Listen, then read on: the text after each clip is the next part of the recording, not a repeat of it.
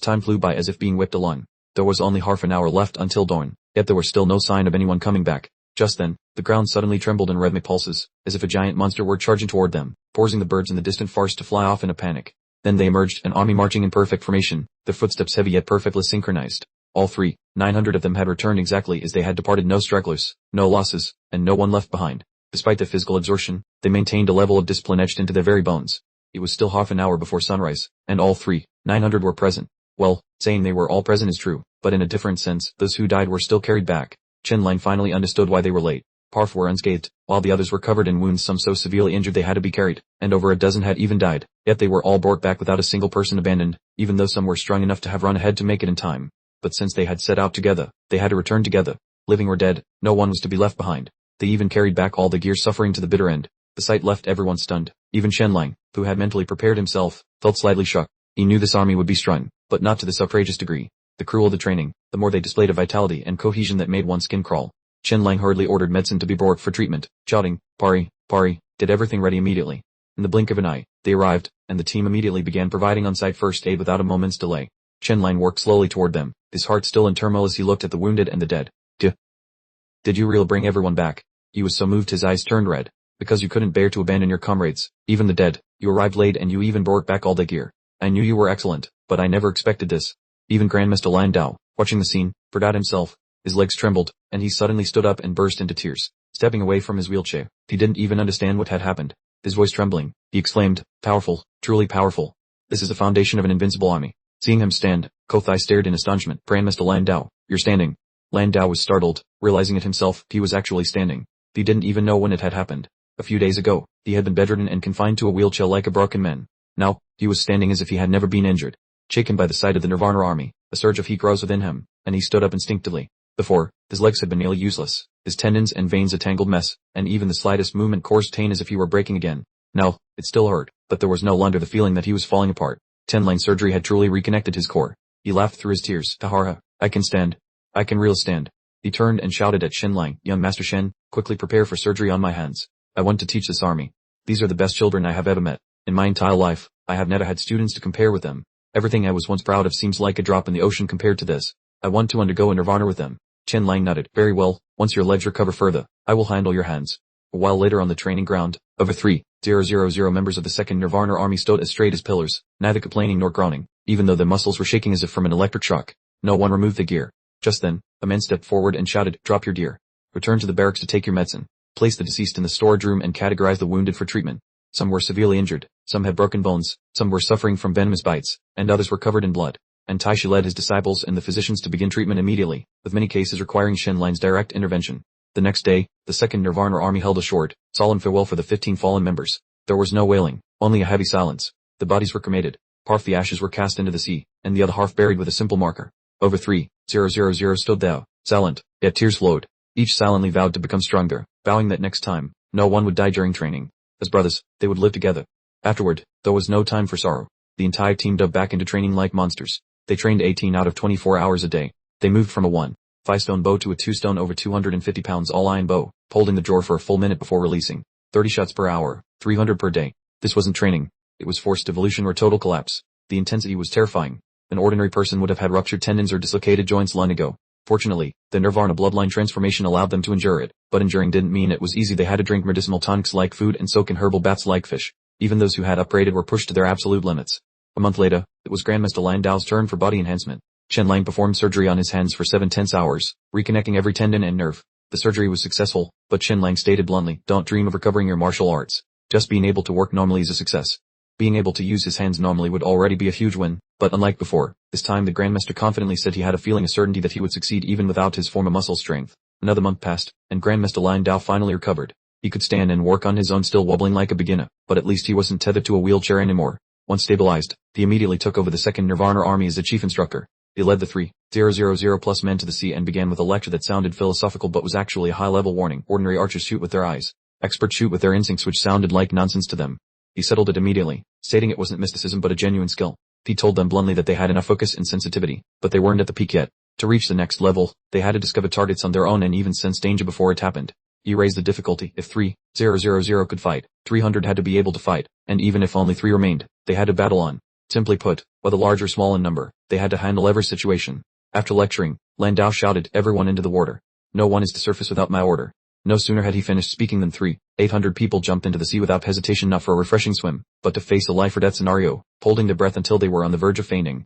Then, their bodies began to hit a strange state. The world seemed to go silent, leaving only themselves. A little longer, and they could clearly hear the heartbeats and the flow of blood. Landau didn't go easy on them. He increased the breathing limit difficulty every day. If they nearly fainted yesterday, they had to last longer today. This went on for half a month until they were accustomed to the feeling of near death, and only then did he teach them the mental techniques. Chen Lang stood to the side, his heart beating faster than those in the water. He was constantly worried, what if one of them didn't surface? But seeing the Nirvana army treat death like a game, he could only sigh, well, I suppose they aren't ordinary people anymore. Another half month passed, and Grandmaster Landau was completely stable, working naturally. His hands recovered to about 70%, enough to hold a bow, tish, and continue tormenting the Nirvana army in an extremely systematic way. Finally, the awaited moment arrived, archery practice. It sounded simple, but it was preceded by a series of hardships like Taoist cultivation. Before transforming the bloodlines, they had memorized 2 months of theory. After their rebirth, they spent 3 months frantically drawing bows tens of thousands of times without firing a single arrow they even dreamed about archery. Today, they fired for real, but not with light practice. They used 2 stone bows at a distance of 230 meters. Hearing this, everyone was stunned, as the Olympic distance was only 70 meters. At 230 meters, a light wind would cause a miss, a trembling hand would send the arrow astray, and it was even beyond the effective range of the bows. But Landau intentionally chose hell mode difficulty first to reduce it later, like learning to survive a storm so that light rain would be insignificant. They didn't even have clear targets. They just shot. At this distance, even hitting the target area was a victory. Ordinary people would have been insane within a week, but the Nirvana army was different. They could sit and watch the clouds for hours without blinking, so these exercises became a form of high-level meditation. They sensed the wind, gravity, deviation, and the arrow's trajectory.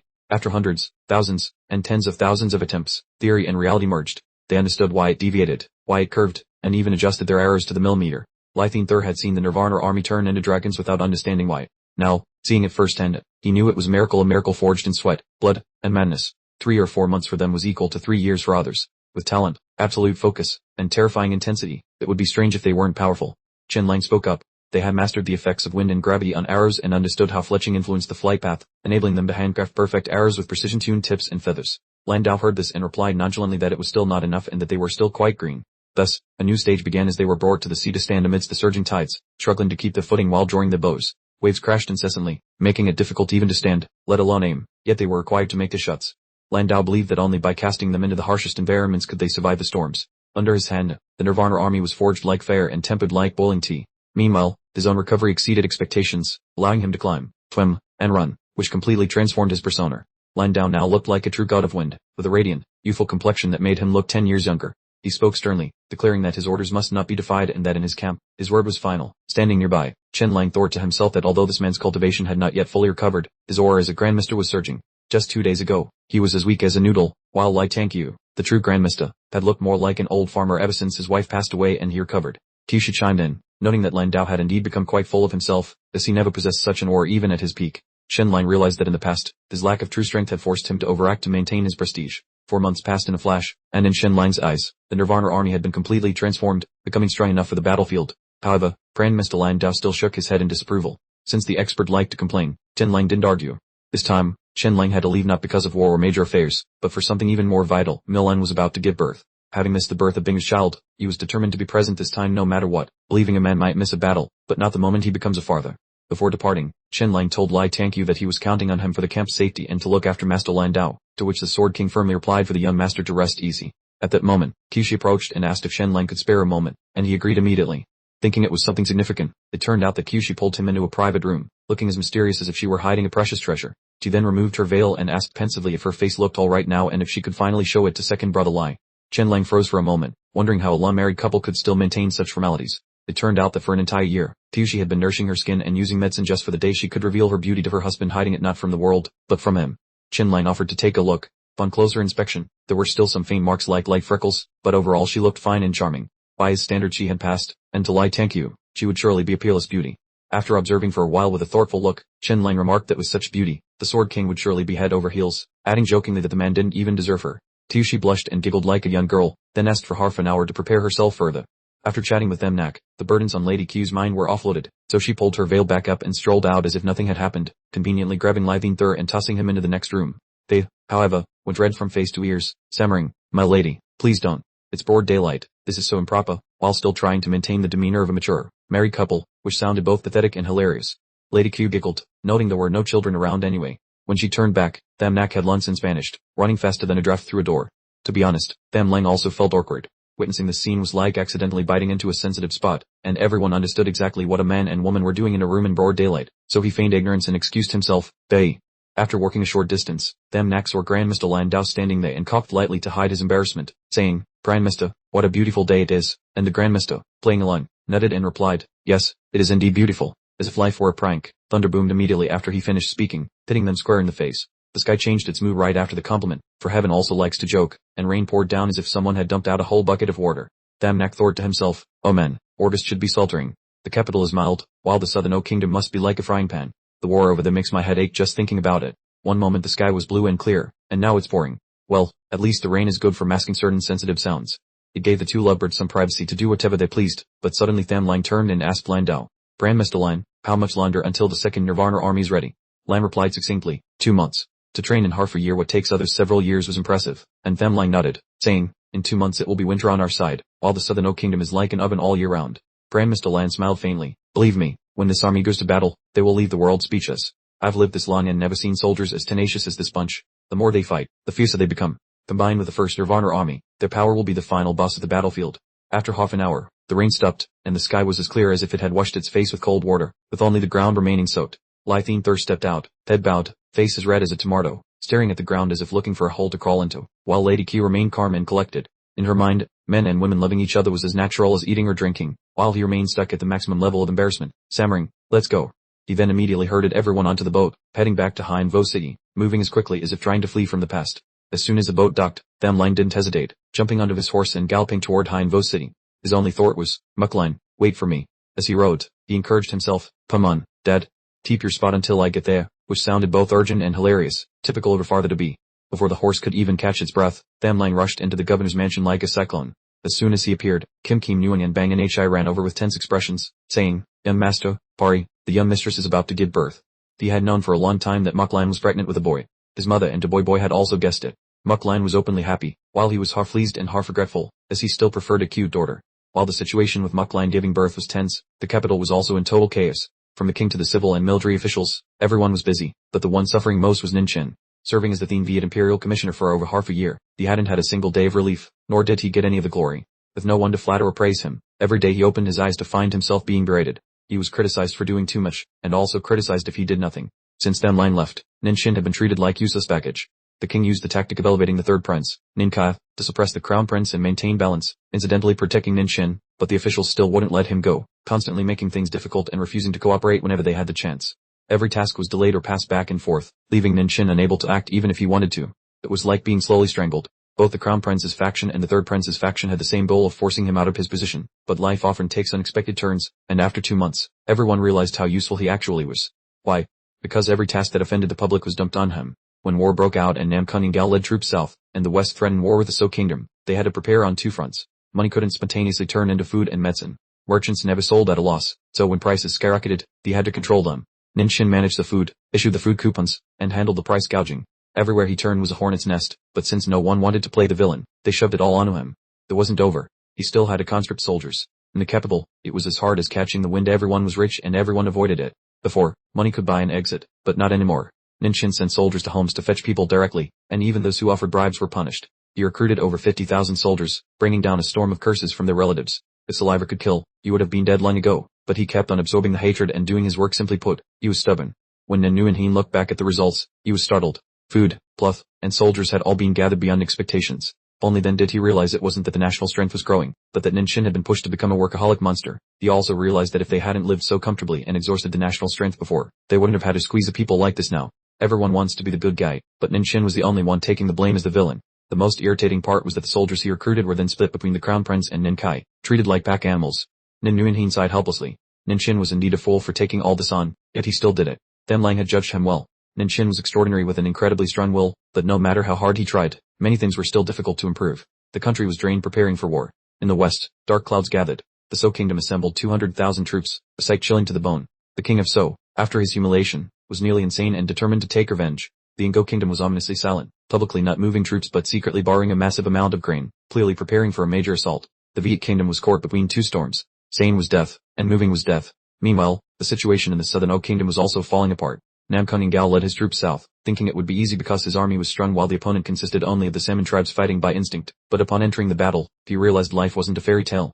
They could hold the cities, but stepping outside meant getting lost in a sea of guerrilla warfare. Nearly every civilian was a soldier. The jungles were thick, with ambushes everywhere. Small groups were killed, and when he sent large numbers, the enemy hid. In 3 months they fought dozens of battles, winning every single one yet unable to advance. Grain was consumed like water, the climate was hot as a furnace, and the forests were filled with poisonous traps. The enemy played dirty, pretending to launch a full-scale attack to force them to request reinforcements, only to switch back to guerrilla tactics, making Namkung Ingao and Truklem want to scream. On the night of the Mid-Autumn Festival, when the world was hanging lanterns to admire the moon, news erupted in the south like a thunderbolt from the blue.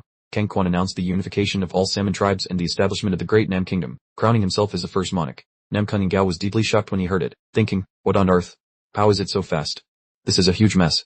It sounded like a tribe leveling up, but in reality, this move shook the entire east. The population wasn't large, but the territory was wider than the Viet Kingdom, with vast jungles and a sparse population, making it extremely difficult to fight. The coronation ceremony was poor in substance. There were no palaces or elaborate rituals. There was only an old lord's residence as a base and a few people from the western regions and the great catastrophe participating, but the political impact was like an explosion. The entire world felt a chill down their spines. From the court to the commoners, the people of the Viet Kingdom all realized they were truly doomed. The situation was as clear as day. Either the Great Nam Kingdom would be crushed in its infancy, or it would trample over the dying Viet Kingdom to become the overlord of the south. And once he declared himself king, Pangquan would surely attack the southern Oak Kingdom for strategic reasons. Indeed, as soon as he ascended the throne, he immediately assembled an army of 100,000, splitting them into multiple directions to surge downward. Looking over there, the group of Namkung Ingao and Truklem could only sigh in weariness. Well, the time had finally come, and this life and death battle was truly unavoidable no matter how they tried to dodge it. But while the world was preparing for a life or death battle, in another corner, Tham Lang stepped into an even more intense situation, the delivery room. 2 days had passed and Muk Lan still hadn't given birth. The pain had started early on. The baby was healthy and in the correct position, yet still hadn't emerged. Her water hadn't broken, and the cervix hadn't dilated. Tham Lang sat beside her, bewildered, wondering how it had come to this. It had been 2 days and she still hadn't delivered. She was a martial artist with no underlying issues, so this shouldn't be happening. Everyone in the delivery room, from the midwives to the female physician, turned pale, looking at each other in helplessness. The two mothers turned to praying in every way possible, calling upon both bodhisattvas and ancestors alike. As for Muk Lan, the pain grew increasingly severe, shifting from endurance to the point of near fainting. Someone as strong as her was fluctuating between consciousness and unconsciousness. The situation turned from tense to truly dangerous, and Tham Lang did not leave her side for a single moment, already preparing for a C-section. But this was not a place with modern medicine. Performing surgery here was many times more dangerous, nearly a gamble with her life. He did not want to resort to that unless it was absolutely necessary. 3 times he had held the knife, fully prepared to operate to save Muk Lan, but each time she had weakly stopped him. Muk Lan was exhausted by now, her lips pale, her breath faint. Husband, I feel like the baby doesn't want to come out, she said, her eyes still glimmering with a hint of stubbornness. Try poking its bottom. Scare it a little, and who knows, maybe it'll be afraid and crawl out on its own. Tham Lang watched her in pain, his heart aching, and replied with a choked voice, all right, let me try. Tham Lang took a deep breath, took out a silver needle as thin as silk, and used his special vision to pinpoint the location of that tiny bottom.